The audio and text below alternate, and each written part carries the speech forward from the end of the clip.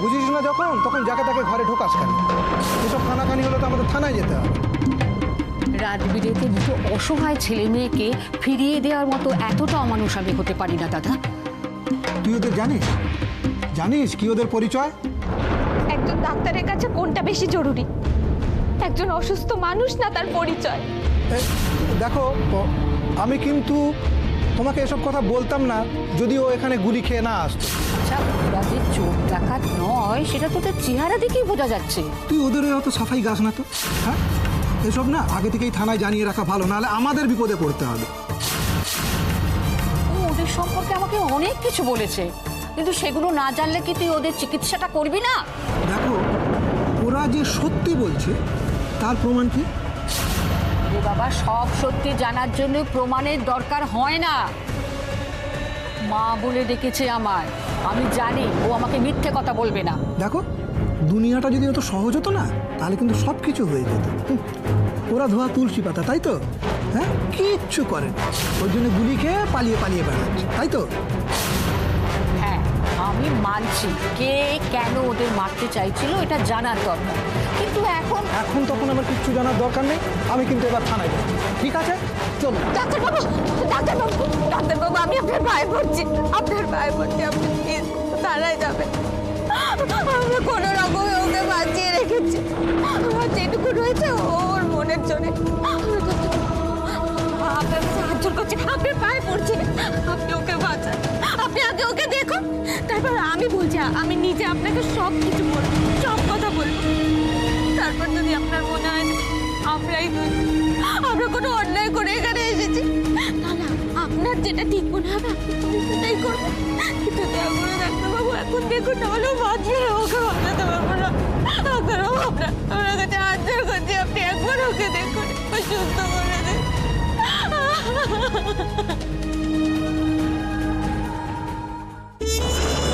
বেশ, কথাটা মনে রেখো। ওরা সুস্থ আছে, ভালো আছে, আমি শুধু এইটুকুই দেখতে চাই মামনি। ঠিক আছে, আমি তো কথা দিয়েছি রাশিকে ফিরিয়ে আনবো, কিন্তু সেদিন তোমাকে আর প্রযোগ কিন্তু আমার কাছে আসতে হবে।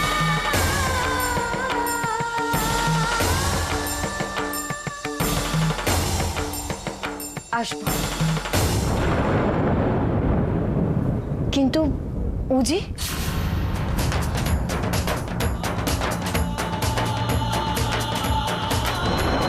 মামুনি, উজিরও রাশির মতোই অবস্থা, উজিকে বাঁচাতে হবে মামুনি।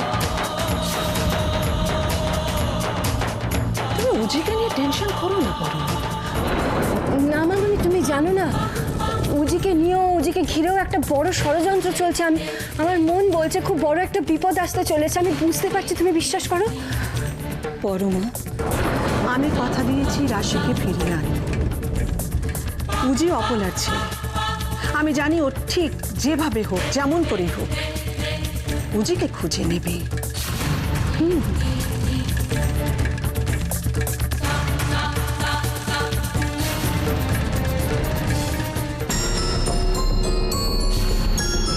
রিটা, আমরা মনে হয় বেকার টাইম ওয়েস্ট করছি।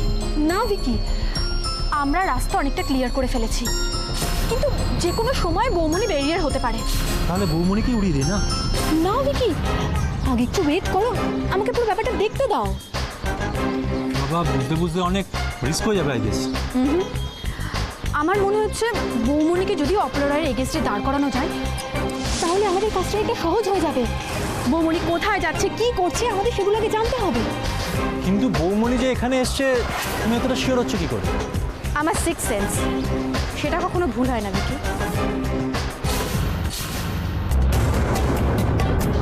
রিটা, রিটা, বৌমণি।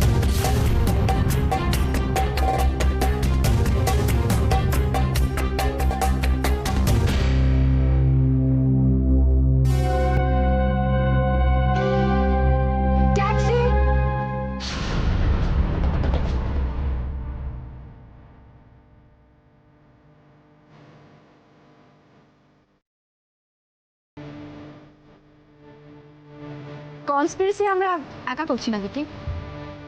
সেটা তো বুঝতেই পারছি। তাহলে খবরটা পেপারে দিয়ে দিই।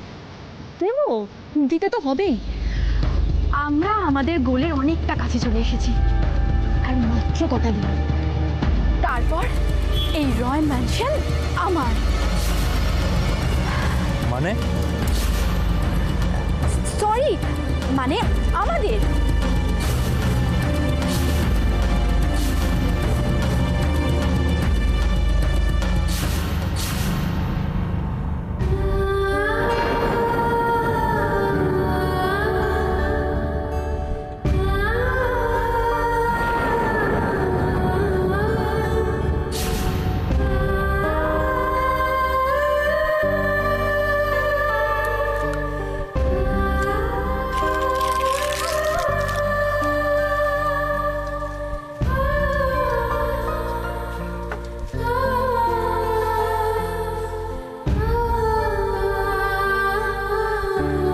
কিরে দাদা, কি দেখছিস? কেমন আছে? টেম্পারেচার তো ভালোই, হ্যাঁ, কিন্তু বমিটা তো বেরিয়েছে, কিন্তু ওটা তো শরীরের মধ্যে অনেকক্ষণ ছিল, তাই ইনফেকশনটা একটু ছড়িয়ে গেছে সারা শরীরে। তোদের ওষুধ দিয়ে তুই ঠিক করতে পারবি না? না, ওষুধ যা দেবার তো দিচ্ছি, কিন্তু না সারলে তো ওকে শহরে নিয়ে যেতে হবে না।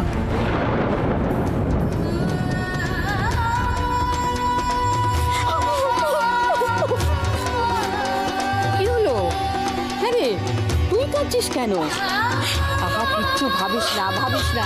আরে দাদা তো আছে, সব ব্যবস্থা করে দেবে। আর সেরকম হলে মা, ওকে নিয়ে যাওয়ার মতো কোনো জায়গা নেই, চারিদিকে মৃত্যু ফাঁদ চড়ানো, আর যদি কোনোভাবে ওর মধ্যে ঢুকে যায় তাহলে তো ওকে। তুফান মানে? মানে উজ্জ্বলের আমার ব্যাপারে কিছু মনে থাক আর না থাক, আমি যখন বিপদে পড়েছিলাম তখন ও আমাকে বাঁচানোর চেষ্টা করেছিল, আমার পাশে এসে দাঁড়িয়েছিল।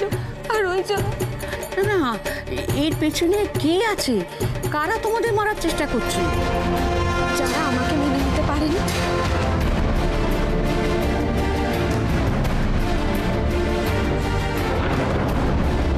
আর যখন দেখছে উজ্জ্বল আমার সাথে আছে তখন উজ্জ্বলকেও। এইসব কি বলছো? আমি তো কিছু বুঝতেই পারছি না। কিছু লোকের আমি লক্ষ্য ছিল, আমাকে ওরা মারতে চেয়েছিল, তখনই মাঝখানে উজ্জ্বল এসে পড়ল, আর তারপর ওকে এভাবে। বারণ করছেন না মানুষের গায়ে দিতে? কেন দিবি? কেন মানুষকে গায়ে দিবি? কেন?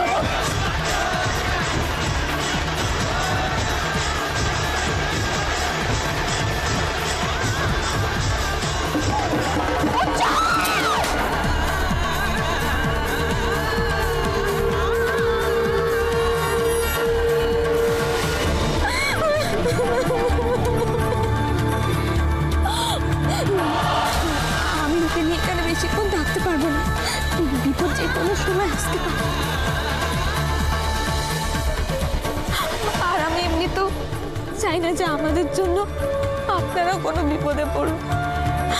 আমি শুধু ওকে এখান থেকে নিয়ে কোনো নিরাপদ আশ্রয় রাখতে চাই, ওকে সুস্থ করে তুলতে চাই, ওকে বাঁচাতে চাই। মা, আমি শুধু ওকে সুস্থ দেখতে চাই, ওকে বাঁচাতে চাই।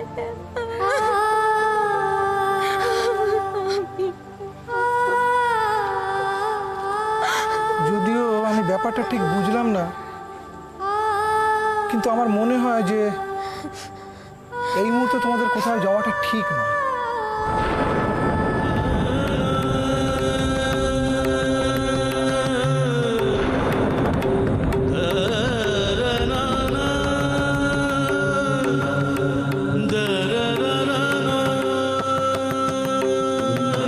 আমি কি বলেছি সেটা মনে রেখো না,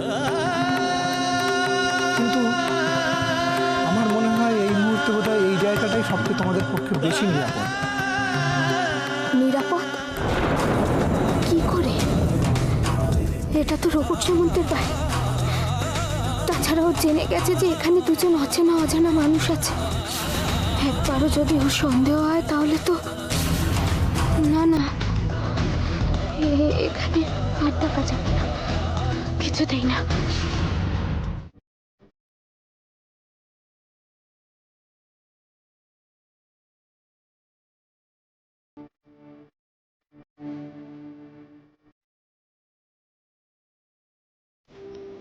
বৌমনি, একটা কথা বলবো? বলো। আসলে অনেক দিন ধরেই ভাবছিলাম বলবো। তুমি মাইমার দেওয়া শাড়িগুলো পরলে না তো?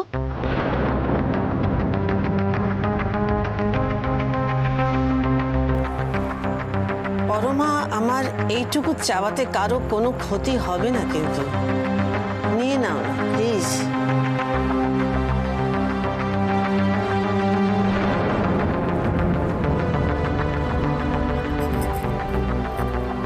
কতদিন এভাবে থাকবে বলো? যতদিন অপলা রায়ের পাপের বিনাশ না হবে, যতদিন উজি রাশি এ বাড়িতে ফিরে না আসবে,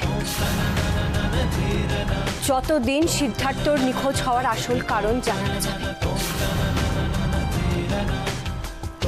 কিন্তু কতদিন বৌমনি, আর কতদিন? সময়ের সাথে সাথে তো সব কিছু বদলে যাচ্ছে। যাচ্ছে তো, সময়ের সাথে সাথে সব কিছু বদলে যাচ্ছে, আর বদলে যাচ্ছে বলেই অপলা রায় ভয় পাচ্ছে। এতদিন রাশিকে উনি শুধু স্বপ্নে দেখেছেন, এখন যখন রাশিকে বাস্তবে দেখে, বাস্তবে রাশিকে দেখে উনি পাগল হয়ে যাচ্ছে। আর এই পাগলামোর আগুনে উজ্জ্বলদার রাশির কোনো ক্ষতি হবে না, রাশির আর রুজির কিচ্ছু হবে না। রাশির সাথে ভগবান আছে, ওদের কিচ্ছু হতে পারে না, কিচ্ছু না। কিন্তু আমরা বাড়িতে বসে কি আমাদের সব প্রশ্নের উত্তর পাবো? জানি না মাধুরী, কিন্তু আমি এই সাদা শাড়ি পরেই থাকবো। কিন্তু প্রতি মুহূর্ত আমাকে এই দেশে দেখলে অপলা রায়কে ওনার পাপ তাড়িয়ে তাড়িয়ে বেড়াবে, আর সেটাই হবে অপলা রায়ের আসল শাস্তি।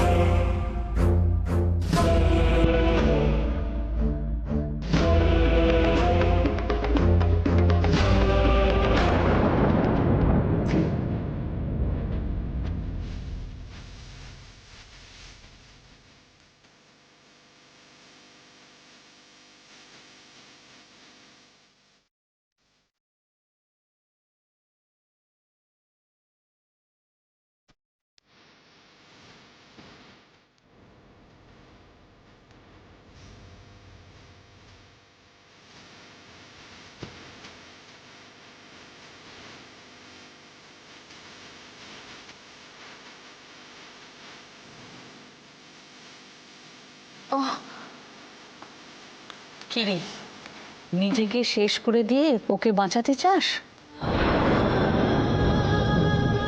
কটা দিন কেটে গেছে, সে খেয়াল আছে? 1 সপ্তাহ হয়ে গেল, খাচ্ছিস যাচ্ছিস না, নিজের শরীরের দিকে একবার তাকিয়ে দেখেছিস?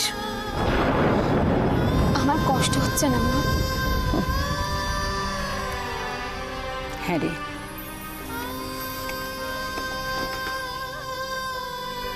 ওকে খুব ভালোবাসিস, ওর জন্য সব কিছু করতে পারিস, তাই না মা? হ্যাঁ হ্যাঁ পারি।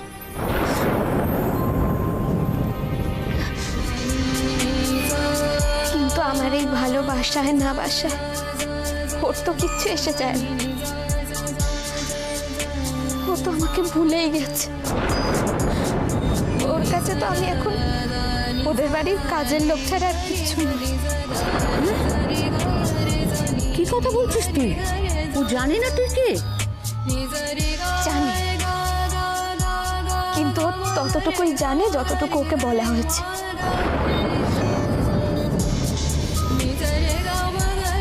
ওর কাছে আমার কোনো অস্তিত্ব নেই। ও জানে যে আমি মরে গেছি।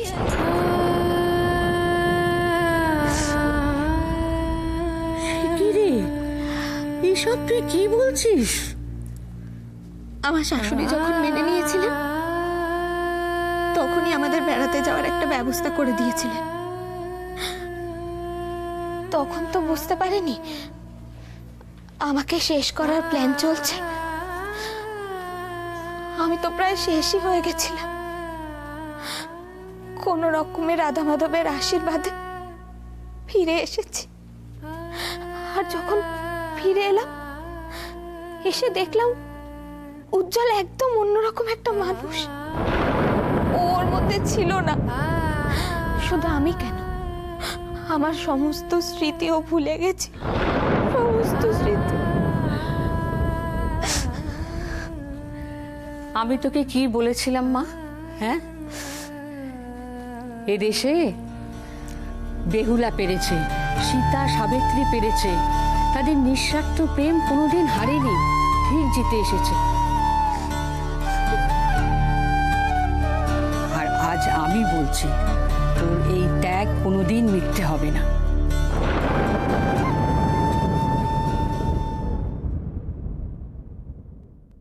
আচ্ছা, যে কথাগুলো তুই আমাকে বললি, সেই কথাগুলো ওকে বলতে পেরেছিস? কেন? ও আমার প্রত্যেকটা নিঃশ্বাস চেনে, স্পর্শ জানে। আমি চেয়েছিলাম যে ও নিজে থেকে আমায় চিনে নিক। হ্যাঁ, নিজে থেকে হয়তো চিনতে পারছে, কিন্তু বুঝতে পারছে না, কারণ তুই তো ওর সামনে একটা সম্পূর্ণ আলাদা মানুষ হয়ে ঘুরে বেড়াচ্ছিস।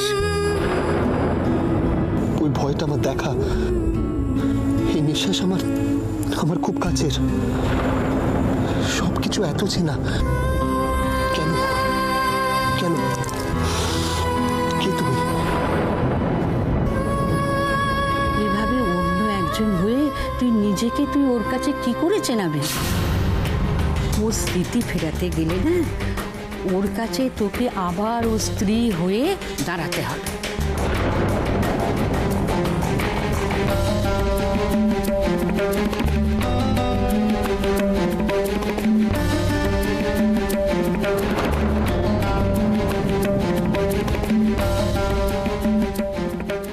সেটা আর হবে না মা।